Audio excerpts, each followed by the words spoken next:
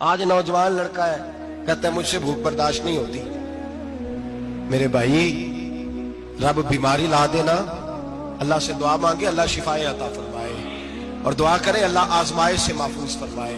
آپ یقین کریں میں نے لوگوں کو دیکھا ہے حلق سے قطرہ نہیں اترتا، خوراک کی نالی لگی ہوئی ہے، اعلیٰ غذائیں پکی ہوئی پڑی ہیں، عرش کا مالک کہتا ہے میں تیرے حلق سے گزرنے نہیں دوں گا. قانون بن گیا.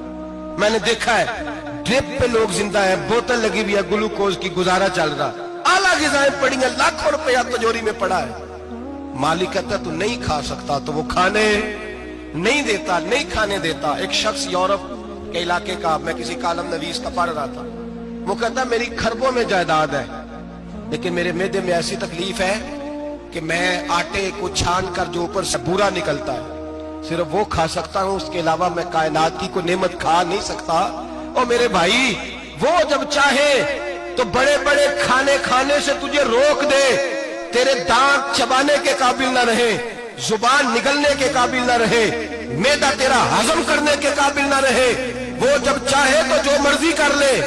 وہ کہتا چل تو میری مرضی پہ چلنا، ایک مہینہ میرے کہنے پہ نہ کھا، ایک مہینہ میرے کہنے پہ نہ کھا. تو یا اللہ تو کیا کرے گا؟ فرمایا صوم تصحو.